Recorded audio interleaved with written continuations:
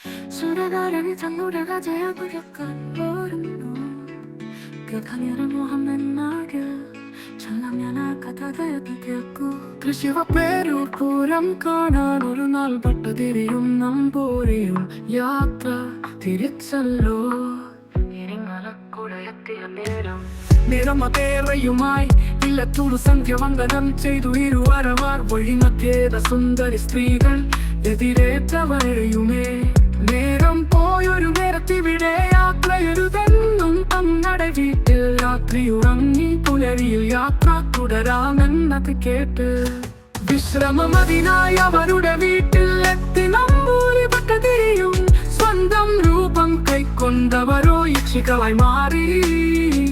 പട്ടതിരിയെ നമ്പൂരി അറിയാതെ ഭക്ഷണമതാക്കി ദേവി മഹാത്മ്യ ഗ്രന്ഥമതിനാലെ നമ്പൂരി രക്ഷ നേടി പിറ്റേനാളിൽ നമ്പൂരിയോ പെരുമ്പന മുകളിൽ എന്നറിവു പട്ടതിരിയുടെ നഖവും കുടുമയും മറ്റൊരു കരിമ്പന തൻ ചുവട്ടിൽ പട്ടതിരിയുടെ ദേഹവിയോഗം അന്തർജനത്തെ കണ്ണിരാഴ്ത്തി കണ്ണിൽ പിറന്നൊരു പുത്രനവനോ ഉപനയനാദിന മാതാവോടായി പിതാവിൻ വൃത്താന്തം ഒന്നത്ത് ചോദിച്ചു വേദന മുറ്റും ഹൃദയവുമായി ചൊല്ലിയവളോ കഥന കഥ പിതാവ് തന്നുടെ മരണകഥ മകനാമവനു ശപഥം ചെയ്തു കൊന്നു മുടിക്കും യക്ഷിയാമവളെ തന്നുടെ പിതാവിൻ ഘാതകനെ പട്ടതിരിയോ ധ്യാനം ചെയ്തു സൂര്യ ഭഗവാൻ പ്രത്യക്ഷനായി പട്ടതിരിയായി അരികിൽ വന്നു മന്ത്രതന്ത്രങ്ങൾ താലിയോലകൾ പട്ടതിരിക്കായി നൽകി മടങ്ങി സൂര്യ ഭഗവാൻ തന്നുടെ അനുഗ്രഹം ലഭ്യമതായതിനാലെ അന്നു മുതലോ പട്ടതിരിയോ സൂര്യകാലടിയായൊന്നു മാറി പ്രതികാരാഗ്നി ജ്വലിച്ചൊരു ഭട്ടതിരിയോ യക്ഷികൾ സകലരെ ആവാഹിച്ചു പിതാവിൻ ഘാതകാരെന്നറിയാൻ പൊന്നും വിളക്കും പിടിപ്പിച്ചവരെ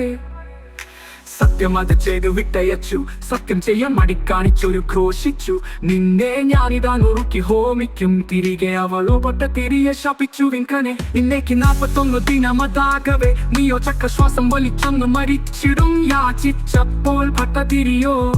ശാപമോക്ഷമതിനായി 41 ദിനമതിൽ തിരുവാളൂർ ക്ഷേത്രം അതിൽ പോയി 3 നേരെ പൂജ ചെയ്തൊന്ന് തൊഴുതെന്നാൽ ശാപമോക്ഷം ലഭ്യമതായിടും യക്ഷിയാമവളെ പട്ടതിരിയോ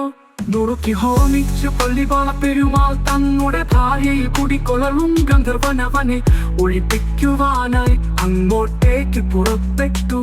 ഗന്ധർവൻ തന്നെ ആവാഹിക്കാൻ ബ്രാഹ്മണനിഷ്ഠമായ ചെയ്തു പട്ടതിരി ഗന്ധർവനവോ പട്ടതിരിയെ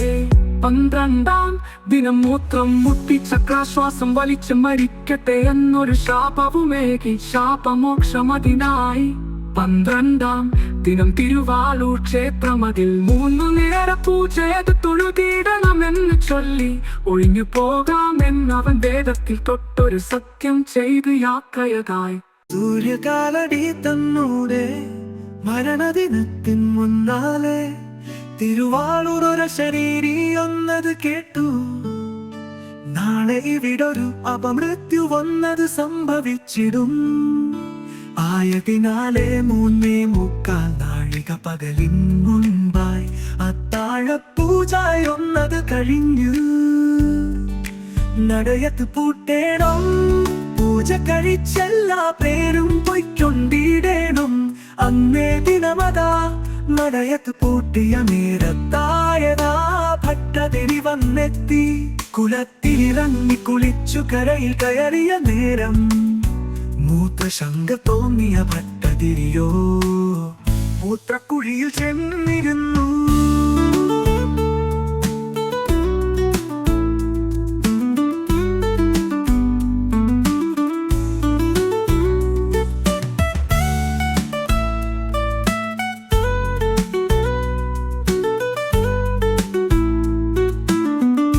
മൂത്രക്കുഴിയിൽ ചെന്നിരുന്നു മൂത്രമൊഴിക്കാൻ കഴിയാതെയോ വീണ്ടും കുളത്തിലിറങ്ങി സന്ധ്യാനേരം എത്തും നേരം വരെയും ഇങ്ങനെ പലവുരു ചെയ്തു ഭട്ടതിരി ക്ഷീണിച്ചൊടുവിൽ കുളപ്പുര തന്നിൽ വീണു ചക്രശ്വാസം വലിക്കാൻ തുടങ്ങി.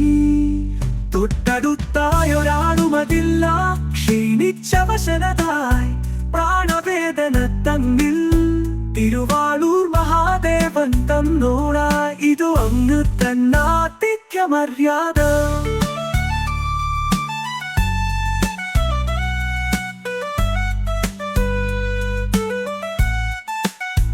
ഈ ക്ഷേത്രം കത്തി നശിച്ചിടും എന്നൊരു ശാപവുമേകി പ്രാണവേദനയിൽ സൂര്യ ഭഗവാനോടായി.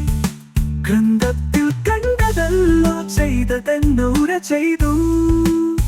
സൂര്യകാലടി വേണം ചെയ്യാനെന്നു പറഞ്ഞിരുന്നുവോ എന്നൊരു അശരീരിയും കേട്ടു. സൂര്യകാലടി മരണവേദനയാൽ ചാടിക്കടിച്ചൊരു പാടുകളൊക്കവേ